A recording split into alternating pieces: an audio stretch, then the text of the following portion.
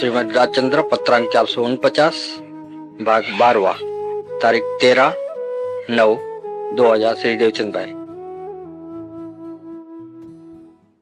नमो अर्यंताणम नमो सिद्धाणम नमो आयर्याणम नमो उवज्जायाणम नमो लोये सवसावणम नमो समय साराय स्वानुभूत्या चकास्ते चित्त स्वभावाय भावाय सर्वभावांतरचिले मंगलम भगवान वीरो मंगलम गौतमो गणी मंगलम कुंद कुंदार्यो जैन धर्मोस्तु मंगलम सर्व मंगल मांगल्यम सर्व कल्याण कारकम प्रधानम सर्वधर्माणम जैनम जयतु शासनम ओंकार बिंदु संयुक्तम नित्यम ध्यायन्ति योगिनो कामदम मोक्षदम चैव ओंकाराय नमो नमः। श्रीमद राजचंद्र वचनामृत पत्र नंबर 449 449।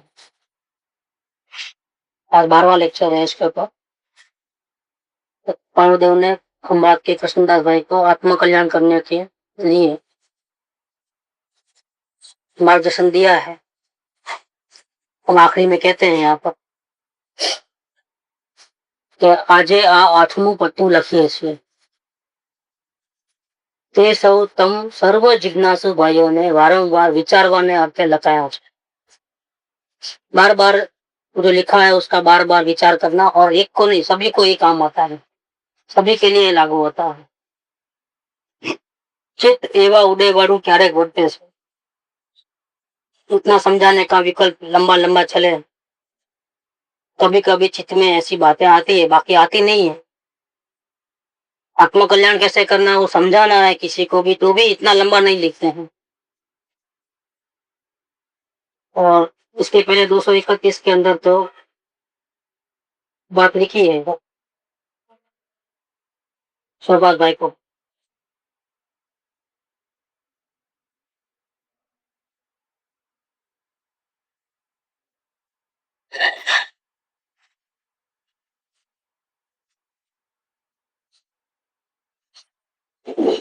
चार बार विनती करते हैं कि आप कुछ लिखो लिखो, तो फिर इसकी बदले में लिखा हुआ है।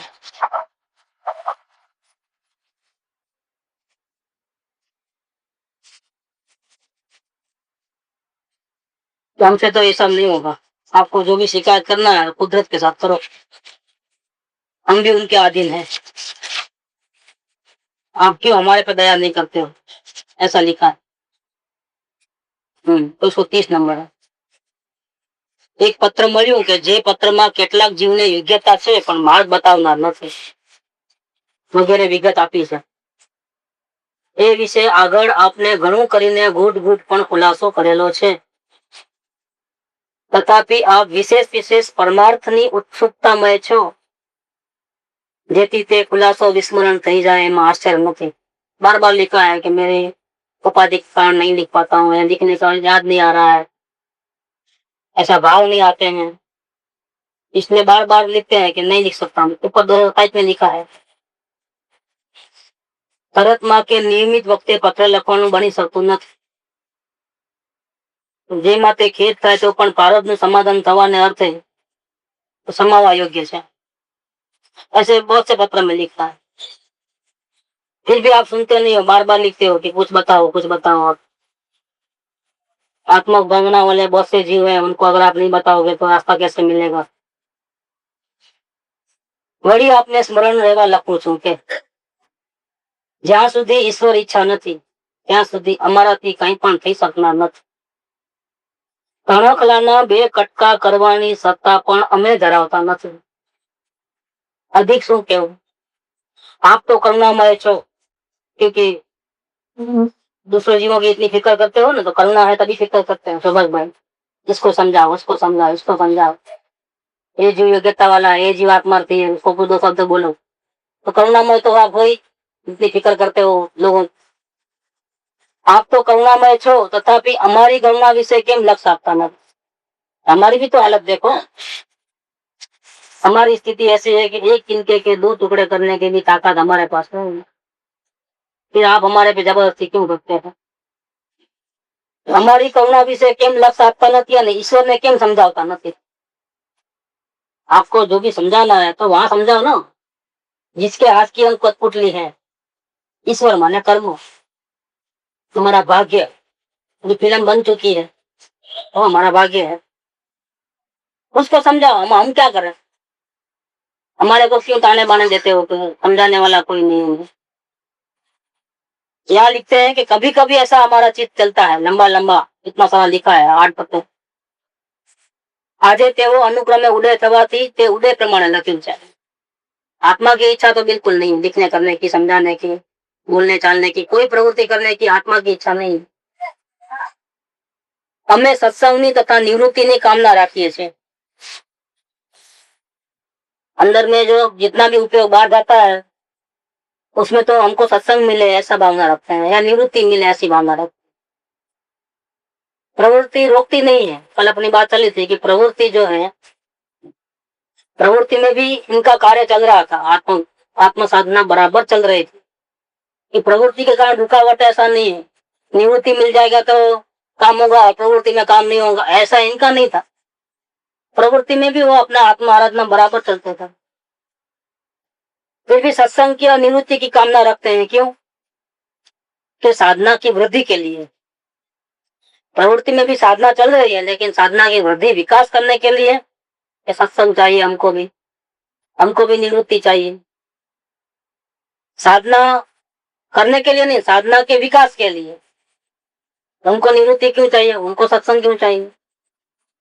प्रवृत्ति में भी जो साधना होती है वो साधना और विशेष बढ़ती है, इसलिए चाहते हैं। तो हमें सत्संग तथा निवृत्ति ની કામના રાખીએ છીએ, तो પછી તમ સર્વેને એ રાખવી ઘટે એમાં કઈ આશ્ચર્ય નથી। तो हमको भी सत्संग की प्यास लगती है तो आपको भी तो लगना ही चाहिए, क्योंकि जिसको आत्मा कल्याण नहीं हुआ उसको तो सत्संग के बिना तो कोई छुटकारा ही नहीं है। वो तो पहला ही वर्ड यहाँ लिखा है इस लेटर पर, सर्व परमार्थना साधनमा परम साधन ते सत्संग है, सत्पुरुषना चरण समीप नो निवास है। इसके बिना तो कल्याण जीव करना चाहे तो भी होने वाला नहीं। तो તમે સર્વને એની ભાવના રાખવી ઘટે એમાં કઈ આશ્ચર્ય નથી। અમે અલ્પ આરંભને ને અલ્પ પરિગ્રહને વ્યવહારમાં બેઠા બેઠા प्रारब्ध निवृत्ति रूपे ईच्छिए છીએ। मल घटाने के लिए क्या करना है वो लिखा है, सरलता, क्षमा, अपने दोषों को देखना, अल्प आरंभ, अल्प परिग्रह, ये आदि मल मिटने के साधन है, मलिनता मिटती है।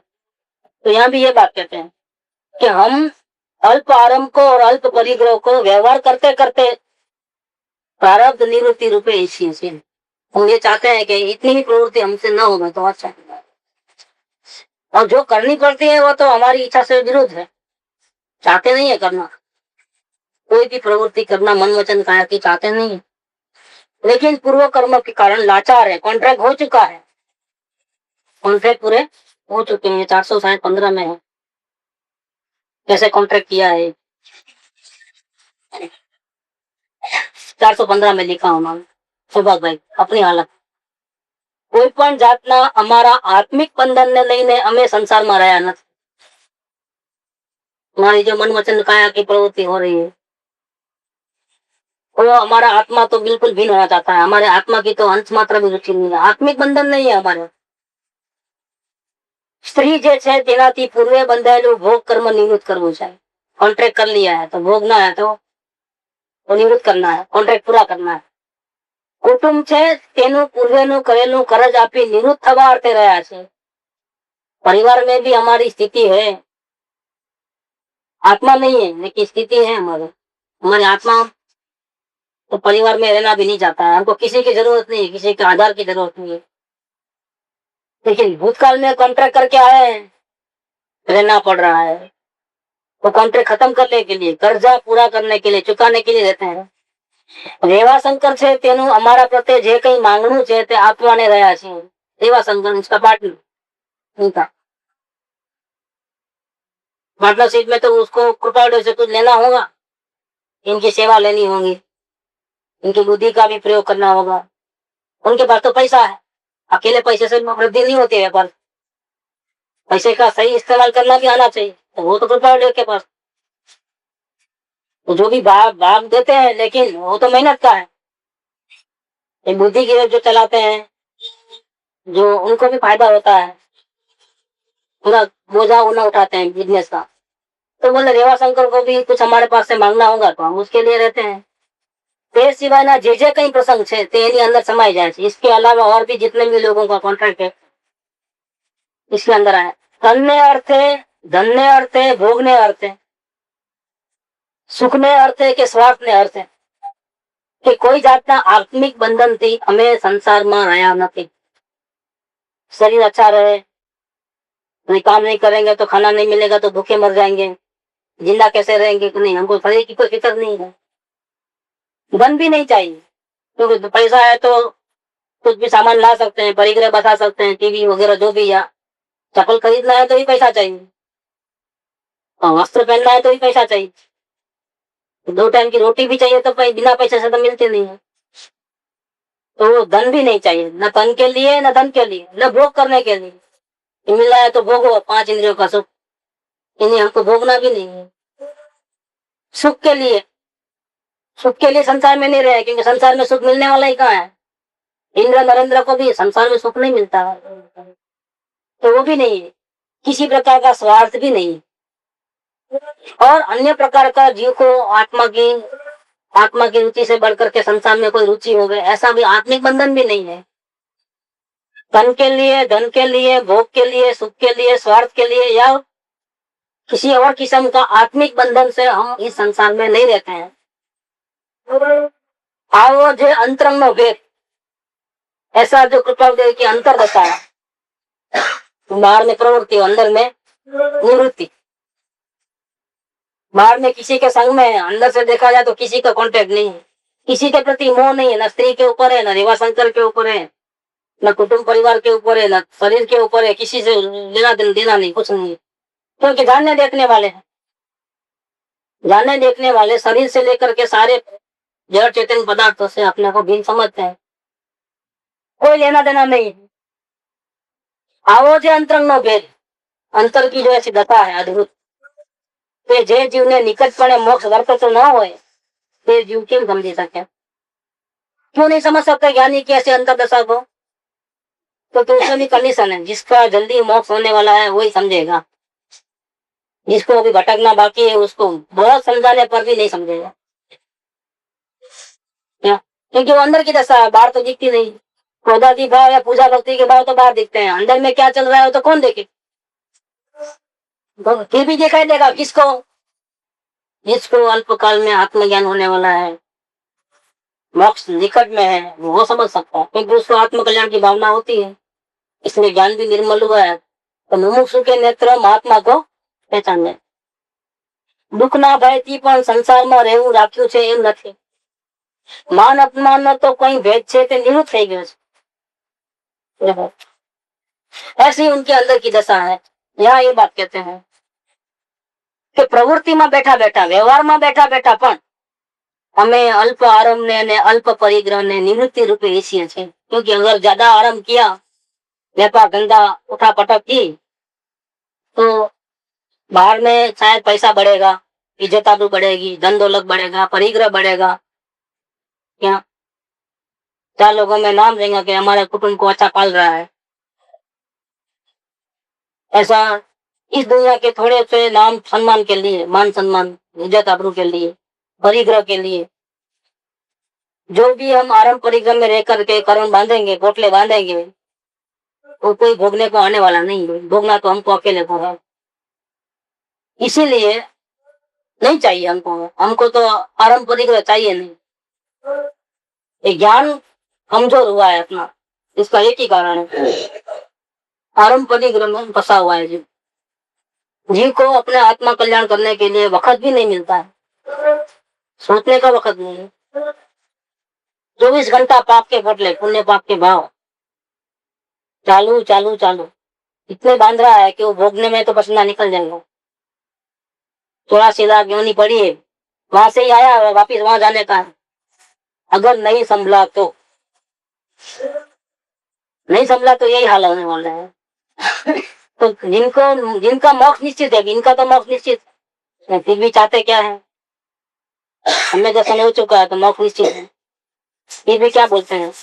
हमें अल्प आरंभ ने अल्प परिग्रह ने व्यवहार में बैठा प्रारब्ध निवृत्ति रूपे ઈચ્છે છે। મહત આરંભ અને મહત પરિગ્રહ માં પડતા નથી। ये तो आप देखना आवे कवित्व शक्ति, लेखन शक्ति, तो अरे सबके गुरु बन जावे, लेक्चर देवे तो गाँव गाँव घूम करके तो हमारा नाम होता था गोपाल देव। गांधी जी का नाम वर्ल्ड में रोशन हुआ, इनके गुरु का नाम पर्दे के पीछे है, मालूम भी नहीं है कि इनके कोई गुरु थे, तो वर्ल्ड फेमस हो गए। तो गोपाल देव का नाम ही नहीं मालूम लोगों को। देखा क्यों नहीं मालूम है? कि उन्होंने आत्मार्थी था, आत्म कल्याण करना था, देश सेवा करना नहीं चाहता। अल्प परिग्रह और महत आरंभ और महत परिग्रह, जिससे महानता हो, हमारा नाम रोशन हो जाए, बहुत बड़े महात्मा है, बहुत बड़े ज्ञानी है, बहुत कुछ सिद्धि चमत्कार जानते हैं, इनके पास जाने से बेड़ा पार हो जाता है। क्या इनके दर्शन भी मिलना मुश्किल है, मिल जाए तो भाग्य बेड़ा पार हो जाता है। लेकिन वो नहीं चाहते इतनी प्रसिद्धि। तो પછી તમારે તેમ વર્તવું ઘટે એમાં કઈ સંશય કર્તવ્ય નથી। જો हाँ, हम इस प्रकार से जिसकी मुक्ति निश्चित है, एक भावधारी है, वो फंसना नहीं चाहते किधर भी, गुप्त रहना चाहते हैं, अलिप्त रहना चाहते हैं, ज्यादा व्यवहार मेल जोल संबंध बढ़ाना नहीं चाहते हैं। तो फिर आपको भी इस प्रकार से वर्तना चाहिए, क्योंकि अभी तो आत्मज्ञान भी नहीं हुआ है, आत्म कल्याण नहीं हुआ है, इसमें तो कोई संशय कर्तव्य नहीं। जितना बार लफड़ों में फंसोगे उतना अपना आत्मा का नुकसान होने वाला है। ये जिंदगी की बाजी कब सिमट जाएगी पता नहीं है, इतने रोग हो गए हैं, तब क्या होगा पता नहीं है। भले यंग एज हो तो क्या हो गया है, उसको बीमारी नहीं हो सकती है क्या? कभी भी क्षण में खो हो जाते हैं। आजकल तो बीमारी मालूम भी नहीं पड़ती, एडवांस में एकदम एंड आ जाता है तब मालूम पड़ती है। डॉक्टरों को तो जाते हैं तो पहला ये चेक कराओ वो चेक कराओ, खुद तो पकड़ ही नहीं सकते हैं कि क्या प्रॉब्लम है। ऐसे डॉक्टर भी नहीं है, कभी भी कुछ भी हो सकता है। इसीलिए जितना हो सके उतना ध्यान संयोगों पर से हटा देना चाहिए। तो संयोग साथ में लेके जाने वाले नहीं है।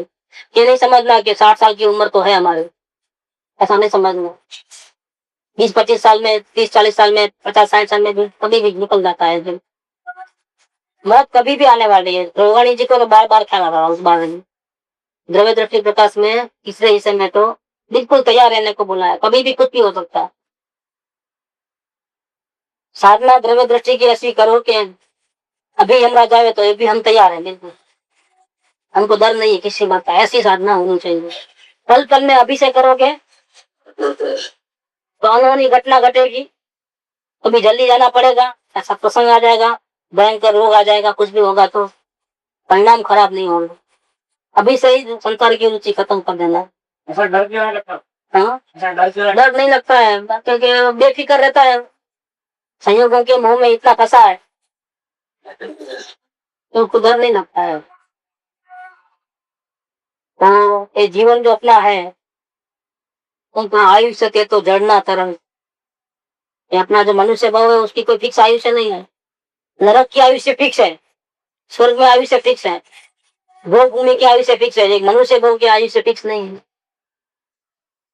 जल के बुलबुले की दया है कि वो जल में ऊपर से फेंकते हैं तो क्या होता है, बुदबुदा होता है ना, फुग्गा जैसा बनता है पानी। कितनी देर लगे फुग्गा फूटने में, कितनी देर लगे जल का फुग्गा, ऐसा है इधर। कभी भी अचानक कर्मों का उदय ऐसा आ जाए, नाखून में भी रोक नहीं हो, फिर ऐसा आ जाए अचानक पूरा बॉडी जहर हो जाए, पल में ऐसा होता है। लेकिन संयोगों के मोह में आत्मा के ऊपर कल्याण करने की भावना नहीं है, आत्म कल्याण करने की और पुरुषार्थ बढ़ाने की इतनी जबरदस्त भावना नहीं है। दृष्टि पूरी बार की बार है, इसलिए प्रॉब्लम है। डर नहीं लगता, लगना चाहिए। अभी मृत्यु आ जाए तो 24 घंटे का टाइम दोगे तो डॉक्टर, हमारी क्या तैयारी, हमारी क्या तैयारी है? बिल्कुल रेडी रहना चाहिए कि कभी भी तैयार। वो ऊपर लिखा ना, ઉદાસીનપણે લોક ધર્મ સંબંધી અને કર્મ સંબંધી પરિણામે છૂટી શકાય એવી રીતે વ્યવહાર કરવો। कि अगर आज अपने को बोले कि भाई चलो भाई, हाँ रेडी है बिल्कुल, थोड़ा टाइम दो, नहीं टाइम नहीं चाहिए, हम बिल्कुल रेडी है, चलो अभी चलते हैं, इतनी तैयारी में जीव को रहना चाहिए। लेकिन वैसा नहीं है, वो फिर मोह रह जाता है, कुछ काम करना बाकी रह गया, कुछ काम करना बाकी रह गया, थोड़ा ठीक ठाक करना बाकी रह गया। ऐसा परिणाम में नहीं जाना है, जाना है तो ऐसा जाना है कि हम हमेशा तैयार ही थे, हम तुमको ही देख रहे थे, तुम कब आते हो, हम चलने को तैयार है। क्या तुम आवे और हम थोड़ा टाइम मांगे, नहीं ऐसा नहीं, हम पहले से रेडी हैं, एडवांस में ही। हम तो तुम्हारे को ही देख रहे थे, तुम कब आवे और हम चले। और तैयारी किसके पास रहती है? गुरुदेव ने कहा कि देह तो तने छोड़ से, देह तो तुझे छोड़ने वाला है, और तेरा है नहीं, कभी भी कुछ पल हो सकता है। लेकिन तू पहले से ही देह को छोड़ दे, किसमें? दृष्टि में। ये तो सुरवीरता के लक्षण है। क्या बोले? जो पहला गा जो मारे वो जीत जाएगा,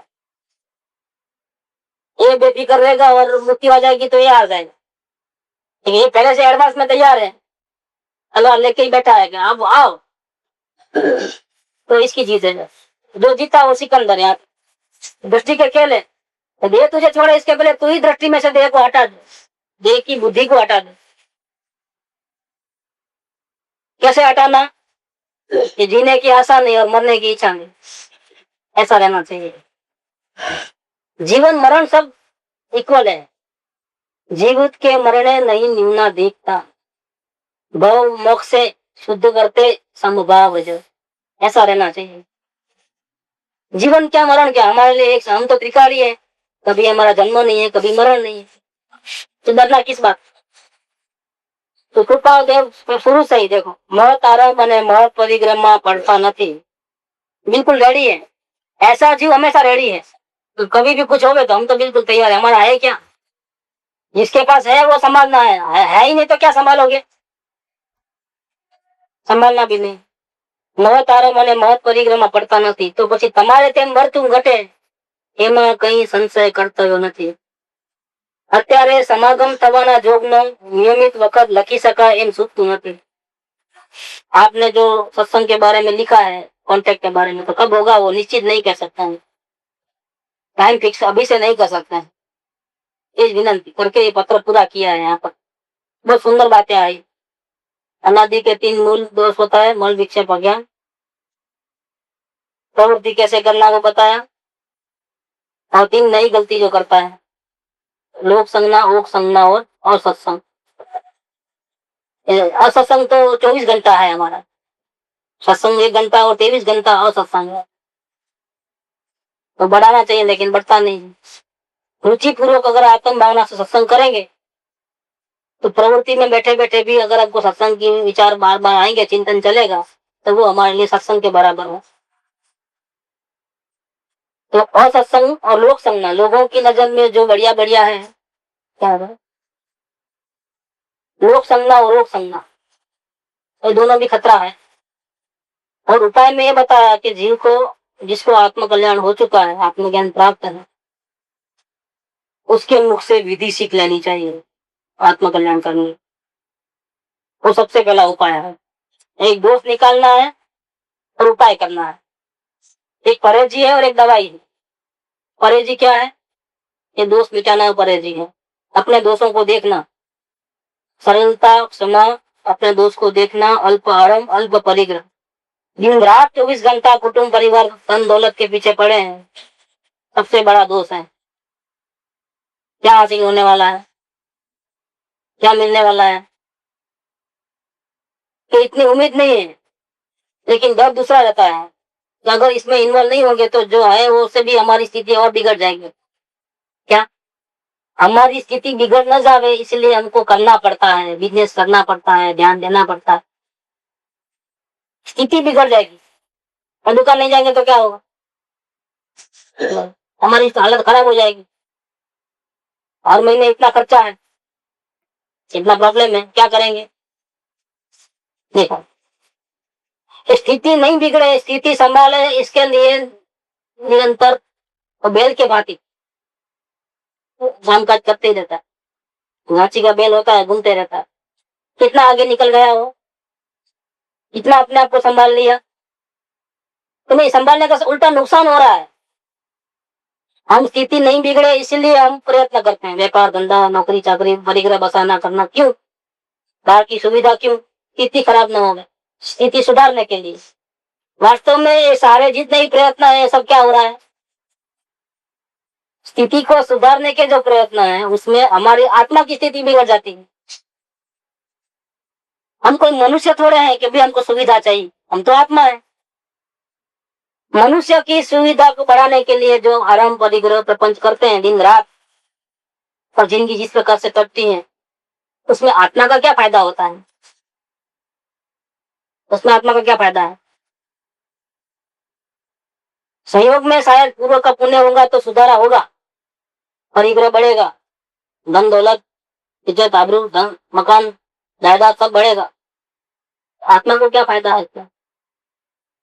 लक्ष्मी અને અધિકાર વધતા શું વધ્યું એ તો કહો, શું કુટુંબ કે પરિવારથી અધવાપણું એ નય ગ્રહો, અધવાપણું સંસારનું નરદેહને આવે છે, એનો વિચાર નહીં અરે રે એક પલ તમને હે, सुख प्राप्त करता सुख तले से।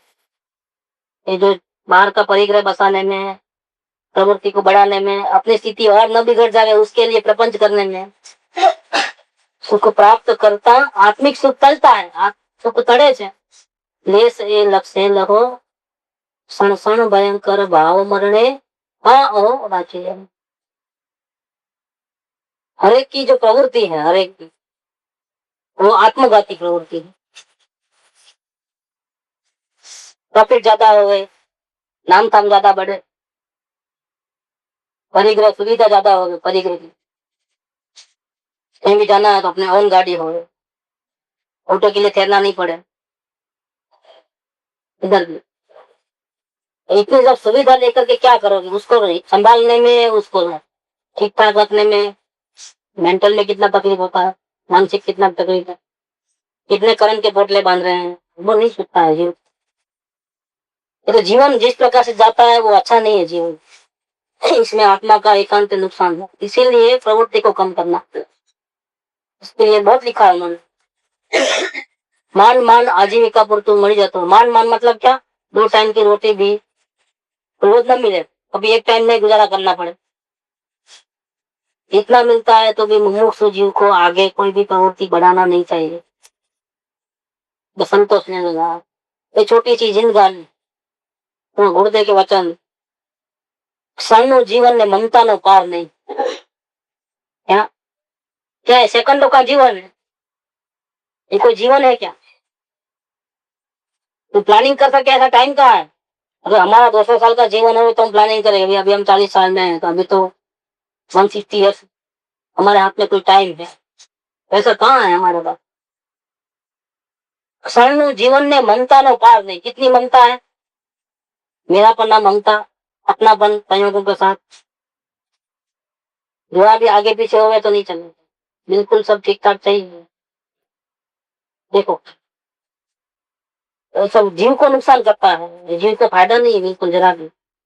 इसमें ये बात बहुत ली है, आत्म कल्याण करना है तो बहुत सावधान रहना है, दोषों से बहुत बचना है, सब दोष है।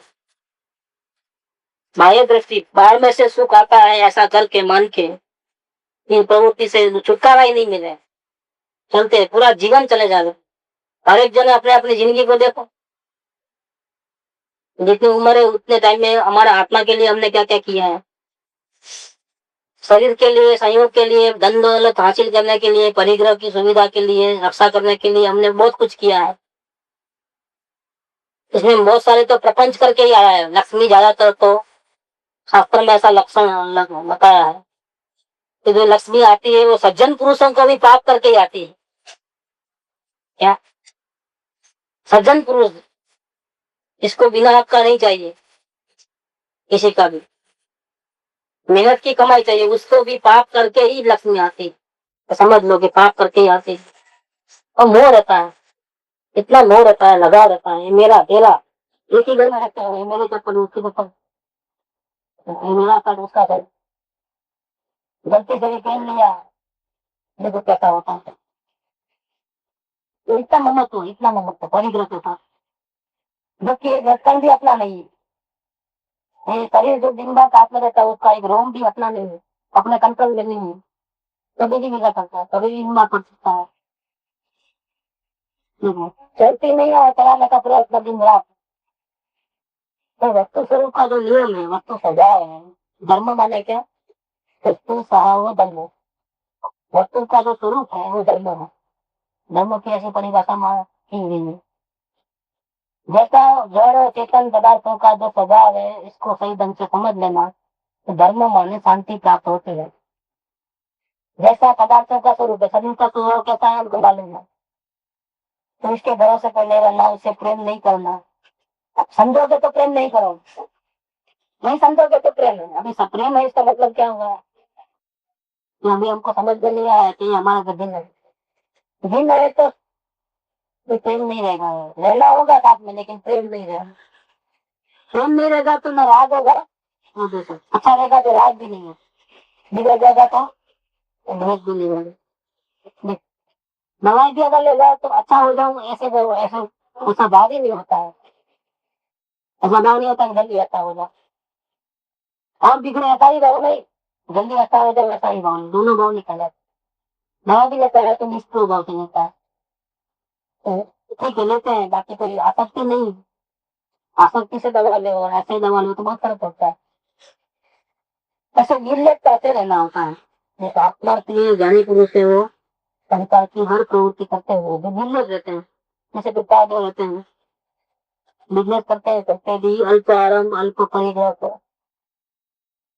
ज्ञानी पुरुष ने प्रवृत्ति में बैठा बैठा वह उत्पन्न जो समाधि सत्संग आदि निवृत्ति में क्षेत्र वगैरह प्रवृत्ति में बैठा बैठा बारम्बार था बना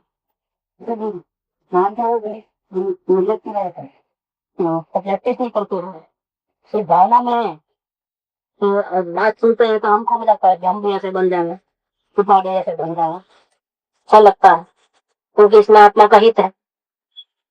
और उससे उल्टा करते हैं तो कितने दुखी है वो किसी को कहने की जरूरत है क्या, तो हमारा अनुभव का विषय है। हम ज्ञानी पुरुष जैसा करते हैं प्रवृत्ति, वैसी हमको हमारी प्रवृत्ति नहीं है। हम आसक्ति के साथ संसार के प्रयोग में फंसे हुए हैं, आसक्ति के साथ दुखी भी इतने ही हो रहे हैं। थोड़ा भी गड़बड़ हुई तो कितना तकलीफ होती है, अपनी इच्छा विरुद्ध होता है तो कितनी तकलीफ होती है। निर्लज नहीं है, सत्संग में भावना होती है निर्लज रहने की, लेकिन उस भावना को टिकाने के लिए जो कुछ करना चाहिए और भावना को सफल बनाने के लिए जो कुछ करना चाहिए वो हमारा पुरुषार्थ नहीं है, प्रमाद है और पुरुषार्थ नहीं। पुरुषार्थ नहीं है और उल्टा चलना तो चालू है। नहीं आता है, दृष्टांत आता है शास्त्र के अंदर। एक अंधे आदमी को नगर के अंदर प्रवेश करना था, 4 दरवाजे थे, तो राउंड में था, दीवार थी, गांव के पूरे बाहर में राउंड में दीवार थे, सिर्फ 4 दरवाजे थे हर दिशा के अंदर एक एक। लेकिन वो अंधा था, वो दरवाजा किधर जाता था तो दीवार दिखती थी। तो एक ने उसको बताया कि भाई इस नगर में जाना है तो दीवार को छूते छूते चलो, यहाँ दरवाजा आएगा तो दीवार नहीं होगी, चले जाना अंदर। ठीक है, दीवार पकड़ा दी उसको और चलने लगा राउंड। जब दरवाजा आया तब खुजली हुई क्या, तो वहीं रुक करके खुजली नहीं, ऐसा नहीं चलते कि लेट होता है ना, चलते चलते खुजली की। तो वो दरवाजा निकल गया, वापिस हाथ लगाया तो वापिस दीवार ही दीवार। पूरा चक्कर काटते रहता है, कभी भी उसको यही प्रॉब्लम होता है। ऐसा यही है हमारे को, जब छूटने का समय आया है ना, जब दरवाजा आया है ना, जब आत्मज्ञान आसानी से कर सकते हैं, ऐसा योग है। आज आपको अगर किसी बड़े पुरुष को मिलना है तो आसाराम बापू को मिलना है तो बोलो, आप जा सकते हो। बहुत बड़े वो टीवी पे आता है, पत्तल मिलना है तो कैसे मिलोगे बताइए। बड़े बड़े जो तो वीआईपी, वेरी वेरी वीआईपी है, प्रेसिडेंट को मिलना है तो, प्राइम मिनिस्टर को मिलना है, चंद्रबाबू नायडू को मिलना है तो मिलो है। उसको टाइम है कि आपको अपॉइंटमेंट देने। अरे डॉक्टरों को भी अपॉइंटमेंट देने के बाद भी टाइम पे नहीं मिलते हैं डॉक्टर लोग भी, ऑर्डिनरी जो एमबीबीएस के पास जाते हो तो 2 घंटा बैठे रहो तब आपका नंबर लगता है, कितना भी सीरियस हो तो भी। कैसी कैसी हालत है। ट्रेन की टिकट लेना है तो हर जगह क्यों है। राशन में लो, किधर भी लो, क्या ऑन द स्पॉट मिलता है। ये जब छूटने का समय आया है, मनुष्य भोग एक नहीं अनंत भोगों का छुटकारा हो जाएगा। ऐसा एक सुंदर अवसर हमारे को आया है। हम जब चाहे तब, अगर हमको आत्मकल्याण करना है तो जब चाहे तब हमको गाइडेंस मिल सकता है। वो भी हमारे गांव में मिल सकता है, वो भी गारंटी वाला मिल सकता है। तो हम कहाँ तैयार है बताइए। तो खुजली हो रही है और कुछ नहीं। ये परमात्मा ने क्या, उनको हमको आत्मकल्याण करना नहीं है तो ऐसा होता है। आत्मकल्याण करने वाला प्रमादी नहीं होता है। वो तो बोलता आज होता है तो कल नहीं करना है, आज ही कर लेना। इतना उसका पहुंच रहता है, क्योंकि अनंत काल उल्टा चला है। अभी भी अगर उल्टा चलेगा तो फायदा कब होगा। समय कहाँ है हमारे हाथ, समय तो है नहीं। बुद्धि समझ करके, रुचि लगा करके, अपना लाभ नुकसान देख करके पलटे तो पलट सकता है। क्या करना है और कुछ नहीं करना है। हमारा लाभ क्या नुकसान कहाँ वो देख लेना है। हम जो कुछ करते हैं, कर रहे हैं, जिंदगी जा रही है, इसमें हमारा क्या फायदा होने वाला है। आत्मा का क्या फायदा होने वाला है। हमारा मतलब आत्मा का सहयोग बढ़ेंगे, हमको क्या फायदा। लक्ष्मी बढ़ेगी, हमको क्या फायदा। किसी पे भी भरोसा नहीं रख सकते कि इतना ऐसा जो सुंदर अरेंजमेंट हो गया, अभी वो जिंदगी भर चलेगी ऐसे की वैसे। साहिब पे भरोसा है। जो कुछ हासिल कर लिया वो एज इट इज रहेगा जिंदगी भर, चेंजेस आएंगे नहीं। ऐसा हो सकता है क्या। कोई हमारे कंट्रोल में है क्या कोई भी चीज। ये प्रमाद क्यों, जो कंट्रोल में चीज है, जो हमारी चीज है, जिसमें हमारा अधिकार चलता है, उसमें तो हम बिल्कुल कोई प्रयत्न ही नहीं करते हैं। थोड़ा सा प्रयत्न करें तो अनंत का चक्कर मिट जाएगा हमेशा के लिए। थोड़ा प्रयत्न करें, समय दर्शन के लिए तो क्या ज्यादा पुरुषार्थ करना है। एक श्रद्धा ही बदलनी है। आचरण का तो कोई प्रॉब्लम है ही नहीं इधर। मुनिराज को बोलो कि हाँ बहुत बहुत जबरदस्त पुरुषार्थ कर रहे हैं, जैसा हमारा अभिप्राय है उतना बाहर में आचरण में भी ऐसा रहने का कोशिश कर रहे हैं। यहाँ तो उपवास भी नहीं करना है, नमस्कार मंत्र भी बोलने का ये पाबंदी नहीं है। देख, कोई त्याग पचकान की बात ही नहीं कर रहे हैं। व्रत पचकान त्याग की कोई बात नहीं कर रहे हैं। कंपल्सरी उपवास करना है तो क्या हाल होंगे। कंपल्सरी 4 घंटा जाप करना है तो क्या हाल होंगे हमारे। समय दर्शन के लिए क्या पुरुषार्थ है, क्या क्या छोड़ना पड़ता है। कुछ बाहर में कुछ चेंज करने की जरूरत है, अंदर में अभिप्राय को चेंज करना है और कुछ नहीं करना है। उतना आसान है। समय दर्शन प्राप्त करना कोई बड़ी बात नहीं है। आत्मा का अनुभव, जो प्रॉब्लम है वो मुनि दशा में आएगा। मुनि दशा बहुत जबरदस्त रहती है। इसकी एक एक बात सुनोगे तो हम तो उसके एक भी नियम पालन नहीं कर सकते हैं। एक भी नियम मुनि पने का तो एक नग्न रह नहीं सकते। पर फर्स्ट बात तो ये है, बिना परिग्रह के रह नहीं सकते, जंगल में रह नहीं सकते। वस्त्र सहित भी जंगल में रहना है तो भी हमारी तैयारी है क्या। वस्त्र सहित हमारी कोई तैयारी नहीं। एक गुफा में अच्छा ताला चाबी वाला दरवाजा बना देंगे, अकेले रहना है गुफा में क्या। तो सब सुविधा अंदर दे देंगे आपको गुफा के अंदर, तो भी रहने को चाहते हैं क्या अकेले। नहीं, वो साधना बहुत जबरदस्त। तो चारित्र में भी अंश मात्र भी रागद्वेष नहीं होना, ऐसी ऐसी दशा है। समय दर्शन में क्या है, शुरुआत करने में तो कोई है ही नहीं पाबंदी वगैरह कुछ। सिर्फ अभिप्राय चेंज करना है। मुझे अब भटकना नहीं है, मुझे तो मुक्ति चाहिए चाहिए चाहिए, मुझे आत्मकल्याण किसी भी कीमत पे करना है, बस उतना डिसीजन लेना है। तो इतने डिसीजन से समय दर्शन हो जाता है। कौन सा डिसीजन, किसी भी कीमत पे मुझे आत्मकल्याण करना है, इतने मात्र से काम हो जाए। ये डिसीजन नहीं लिया है तभी हमारा उपयोग बार भटकता है। डिसीजन लेने के बाद तो उपयोग बार भटकता नहीं। तो अंदर में निरंतर चालू रहता है जाप। आत्मा आत्मा आत्मा, गायक गायक गायक, जानने वाला वो निरंतर चलता है। अगर आप डिसीजन ले लोगे तो एक ही डिसीजन लेना है। वो डिसीजन लेने में फायदा है कि नुकसान है। मुझे मेरा हित करना है, मुझे आत्मकल्याण करना है, ऐसा निर्णय लेने में अपना क्या नुकसान है। लेकिन बाहर में बिगाड़ न हो जावे, परिस्थिति बदले नहीं, दुख में परिस्थिति न हो जावे, उस डर के मारे बाहर की प्रवृत्ति नहीं छोड़ता। कुछ हासिल नहीं हो रहा है, हित जरा भी नहीं हो रहा है, लेकिन डर, मेरा बिगड़ जाएगा तो नुकसान हो जाएगा, ऐसा हो जाएगा तो वैसा हो जाएगा। और डर के मारे संयोगों से चिपका हुआ है जी, अपना समय को खो देता है, प्रमाद प्रमाद प्रमाद करके। इस पत्र के अंदर उन्होंने बहुत सी बात बता दी है कृष्णदास। बहुत भाग्यशाली होंगे कृष्णदास, इतनी डिटेल में हर प्रकार से मार्गदर्शन दिया है। सत्संग नहीं मिले तो क्या करना है, सत्संग मिले तो क्या करना है, कौन से दोष है, कल्याण का उपाय क्या है, सब एकदम क्लियर कट बता दिया। तो इससे ज्यादा भाग्यशाली अभी अपन है, तो उनको लेटर से मिलता है, यहाँ अपन को तो प्रत्यक्ष मिल सकता है। लेटर में चाहे जितना लिखो, लेकिन प्रत्यक्ष के बराबर आता है क्या?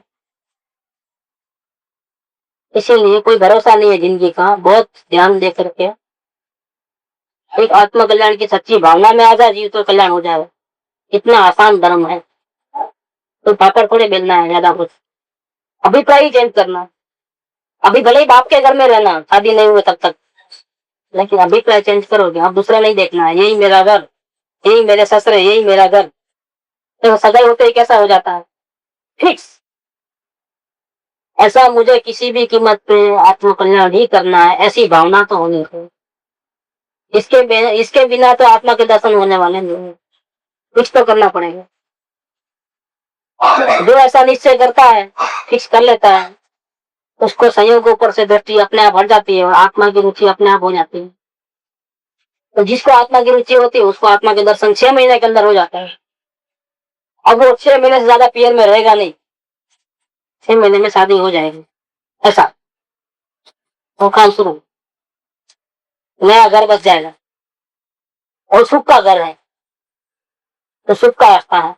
अंदर में अपने घर में जाना, वो अपना अधिकार भी है और शांति भी वहीं मिलेगी।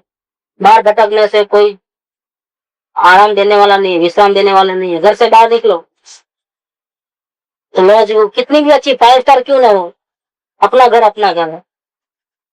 जो आजादी अपने घर में है, झोपड़ी में, वो आजादी 5 स्टार होटल में भी है। और एक का चार्ज लगता है क्या? वो तो कमाने बैठे हैं, एक बार बैठे रहेगा तो उसका चार्ज लग जाता है।